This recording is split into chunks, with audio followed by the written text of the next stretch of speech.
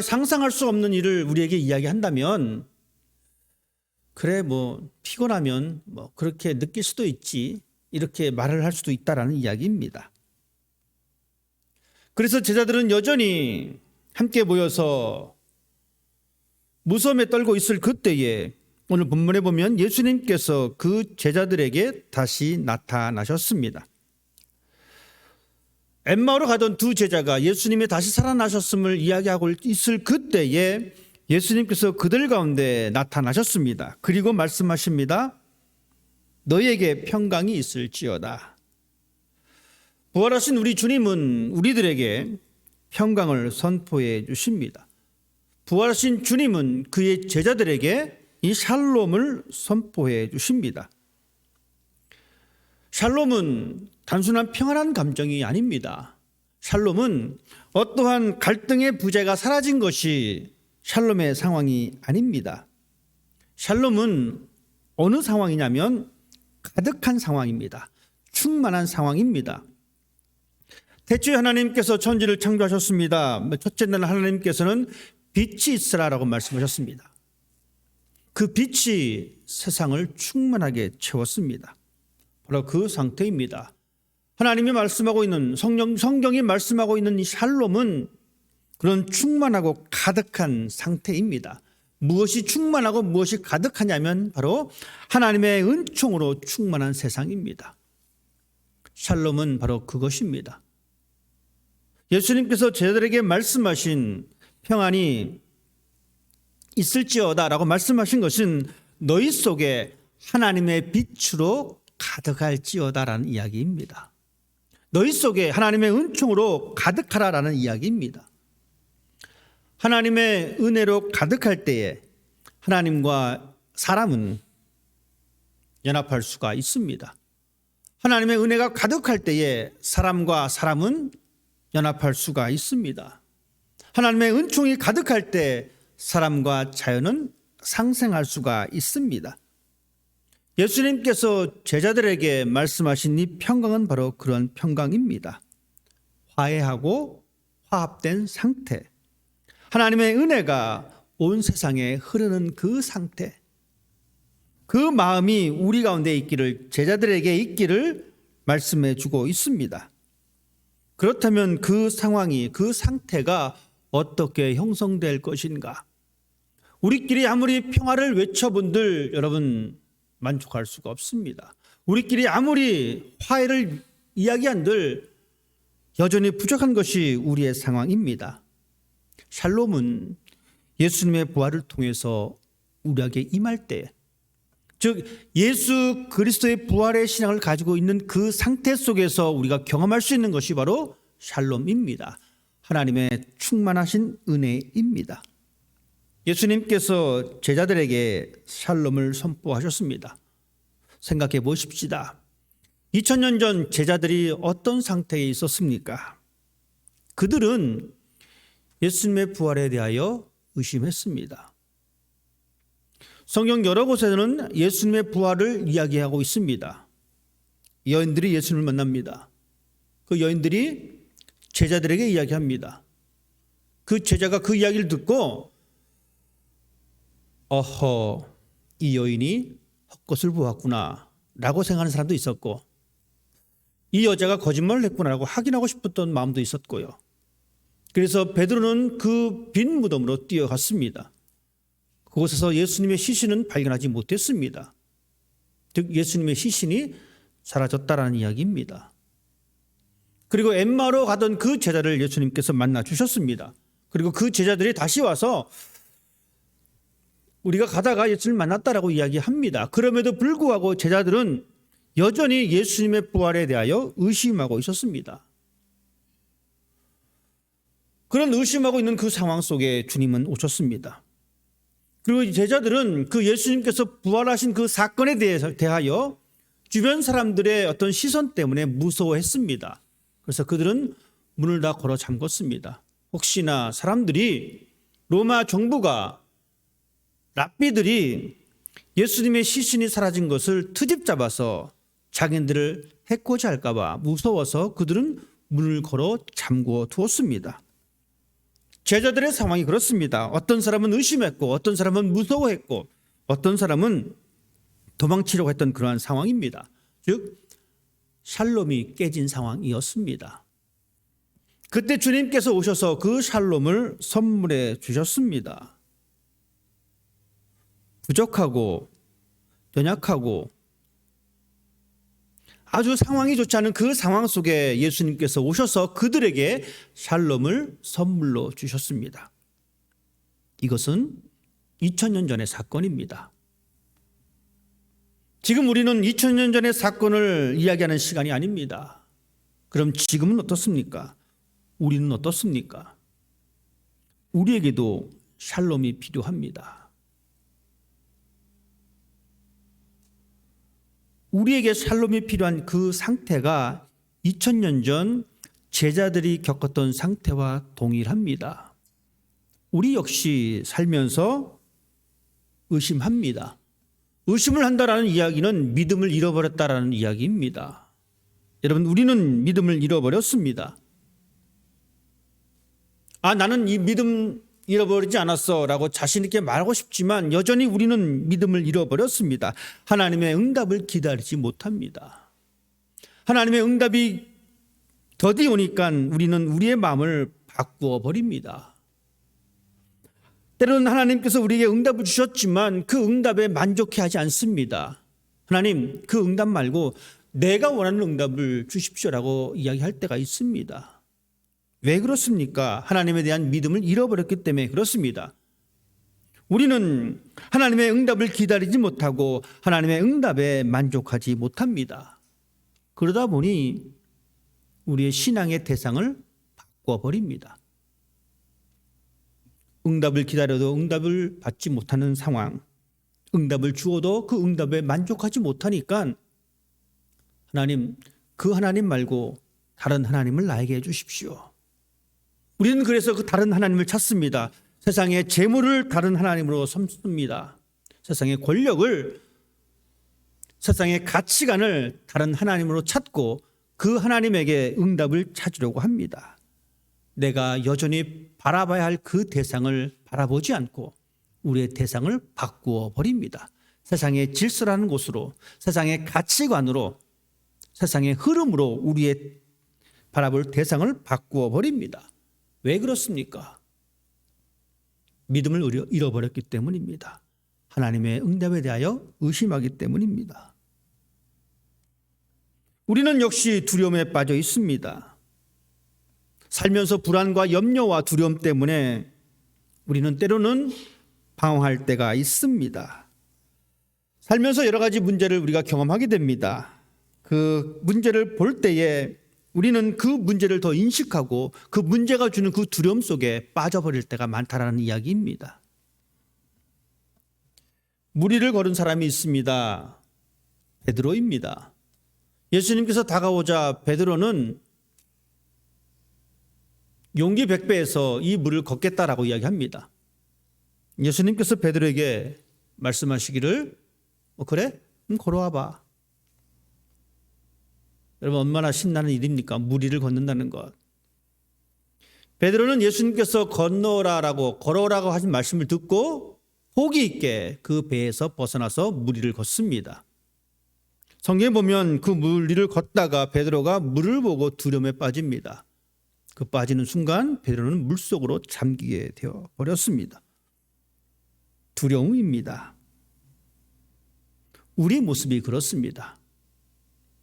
하나님을 믿고 열심히 신앙생활을 하고 교회생활 열심히 봉사하고 있는데 우리 주변에 일어나고 있는 그 문제 때문에 두려움에 빠져서 내가 하고 있던 그 일을 멈춥니다. 내가 하고 있던 봉사를 멈춥니다. 내가 하고 있던 헌신을 멈춥니다. 왜냐하면 내가 지금 경험하고 있는 그 문제가 더 크고 무섭게 다가오기 때문에 그렇습니다. 그럴 때 우리 자신은 물속에 빠져버립니다. 2000년 전 제자들이 믿음을 잃어버렸고 두려움에 빠졌을 때에 예수님께서 나타나셔서 샬롬을 선물해 주셨듯이 지금 이 시대 우리의 믿음이 흔들리고 우리의 믿음이 점점 희미해질 때에 우리가 두려움 속에 빠져서 하나님께 기도하기보다는 그 두려움 문제에 함몰되어 있을 때에 우리 주님은 우리에게 오셔서 샬롬을 선물로 주십니다. 이것이 바로 하나님의 은혜입니다. 왜 우리에게 하나님의 은혜가 필요하냐? 왜 우리에게 하나님의 샬롬이 필요하나? 여러분, 이것은 바로 우리가 증인이기 때문에 그렇습니다. 증인의 삶을 살아내기 위해서 우리에게 필요한 것이 바로 샬롬입니다. 하나님의 충만함입니다. 그 옛날 선지자 엘리야가 바알과 아사레 선지자 850명과 영적 전투를 벌이게 되었습니다. 하나님께서 엘리야와 함께 하셨고 엘리야는 이 바알과 아사레의 선지자들을 다 멸절시켜 버렸습니다. 그런데 왕비 이세벨이 이 사건을 그냥 내버려 두지 않았습니다. 이세벨은 다짐을 합니다. 내가 저 인간을 반드시 죽일 것이다. 이 말을 들었던 엘리야 두려움에 사로잡혔습니다.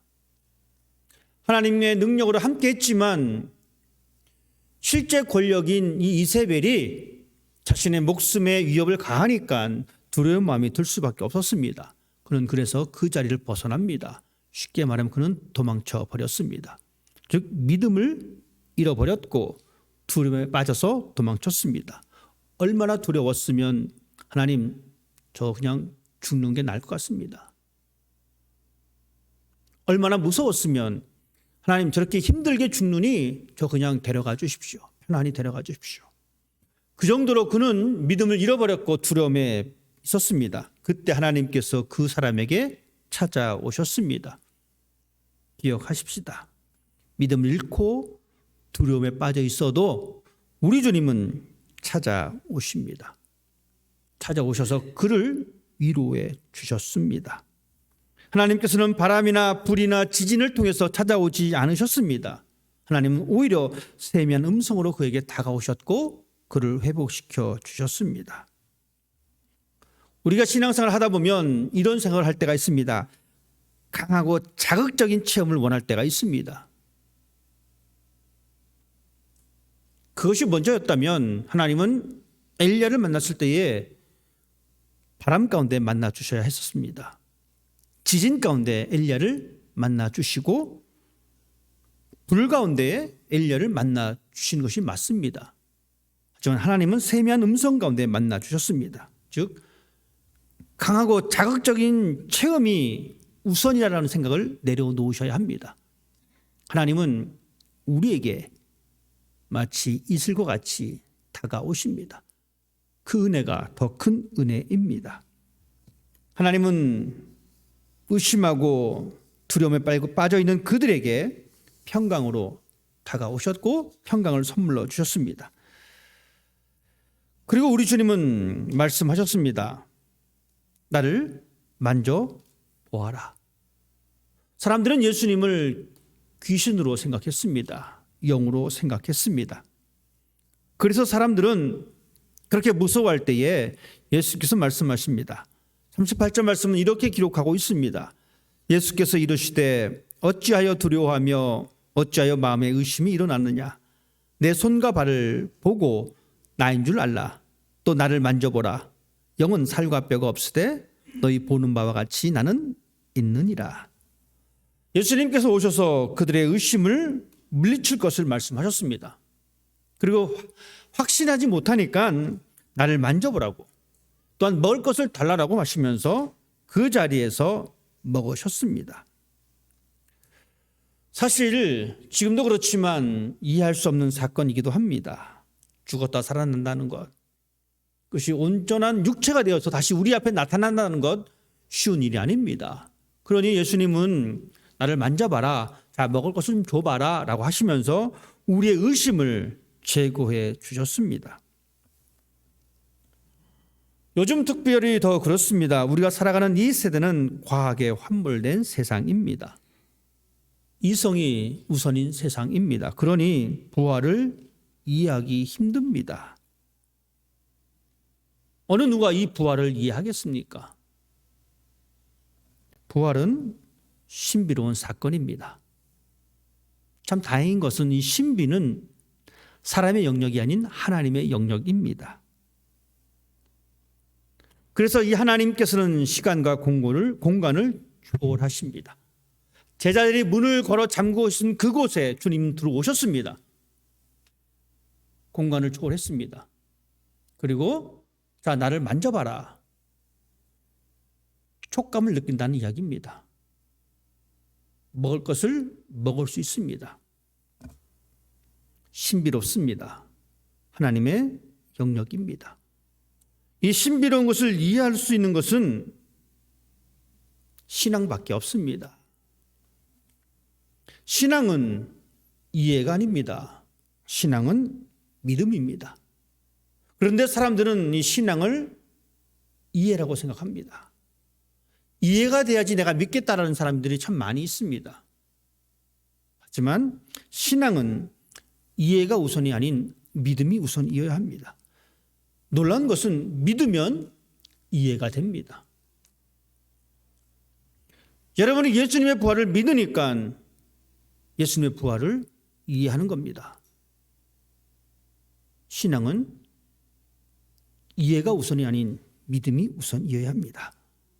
그리고 이 믿음은 상식을 뛰어넘는 것이 바로 믿음입니다.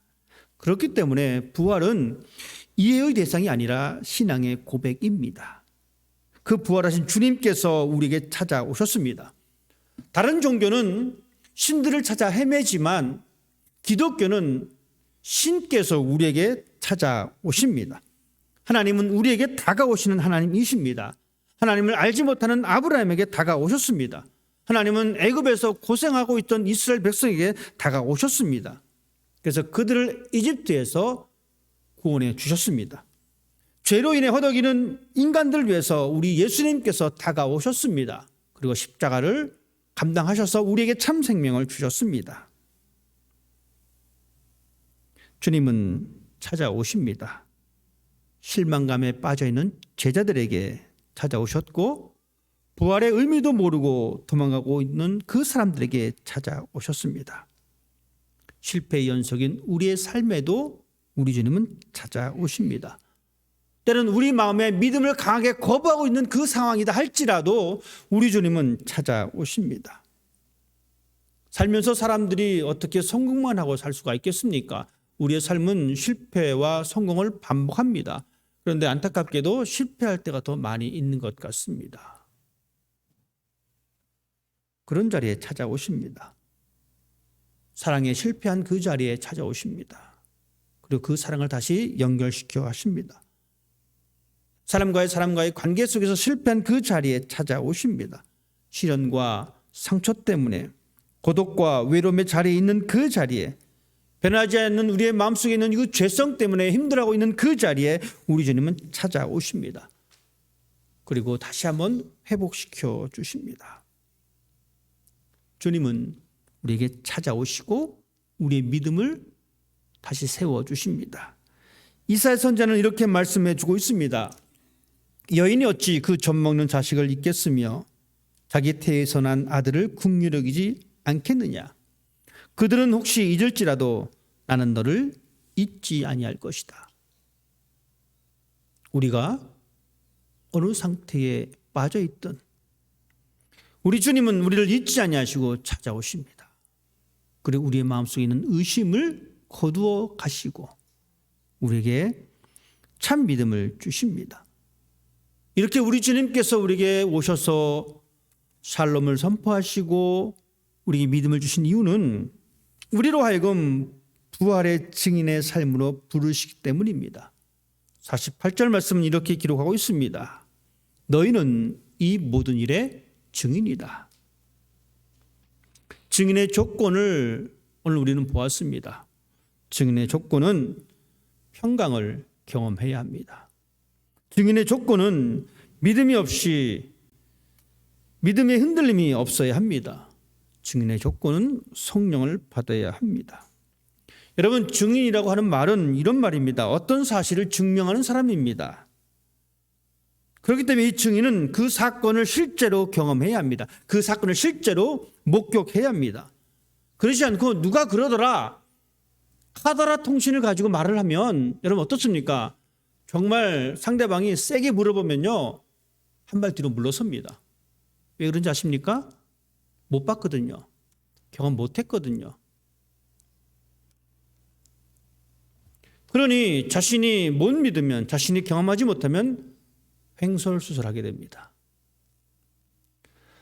낙하산을 타고 내려보지 못한 사람은 들은 얘기를 듣고 언제든지 표현할 수는 있지만 그 말에 대한 확신을 가질 수가 없습니다. 들은 풍월 때문에 처음에는 크게 말했지만 그 말엔 힘이 없습니다. 그리고 그 확신을 가지고 끝까지 유지할 수가 없습니다. 증인의 조건은 평강을 경험해야 합니다. 왜냐하면 예수님께서 오셔서 그들에게 평강을 선포하셨거든요. 예수님께서 오셔서 그들의 의심을 제거해 주셨거든요. 믿음이 있어야 합니다. 증인의 자격, 증인의 조건, 여러분 그것이 무엇이냐면 바로 그리스도인입니다. 즉 우리가 이 땅에서 예수님의 부활의 증인으로 살아간다는 것은 바로 내가 이 땅에서 그리스도인으로 살아간다라는 이야기입니다. 서두에 말씀드렸듯이 이 샬롬은 예수 그리스도의 부활을 통해서 경험된다라고 말씀을 드렸습니다. 우리는 예수 그리스도를 통해서 이 샬롬을 경험합니다. 그렇기 때문에 우리들은 그리스도인으로 살아가는 것이 필요합니다. 이것이 바로 예수님의 부활의 증인의 삶의 모습입니다. 하나님께서 우리에게 은혜를 주시는 이유는 바로 증인의 삶을 살도록 하시기 위함입니다. 예수님께서는 그 증인의 삶을 살기 위하여 그 성에 머물러서 기도 생활을 열심히 하라라고 우리에게 말씀해 주고 있습니다. 기억하십시다. 우리 모두는 부활의 증인입니다. 이 말은 여러분 나가셔서 이렇게 선포하시는 이야기입니다. 나는 그리스도인입니다. 나를 통한 하나님의 은혜를 경험하고 나를 통한 즉 예수님의 부활의 증인을 통해서 하나님의 은혜가 확산되어지고 그리스도인들을 통하여 하나님의 나라가 확장되고 선포되는 것입니다. 예수님께서 말씀하셨습니다. 회개하라. 하나님 나라가 가까이 왔느니라. 그 바통을 이어받아서 그리스도인으로서 증인의 삶으로서 이 땅에 하나님의 나라를 세우시고 여러분 가정에 하나님의 나라를 세우시는 그런 귀한 은혜가 여러분에게 있기를 주님의 이름으로 부탁을 드립니다. 기도하겠습니다.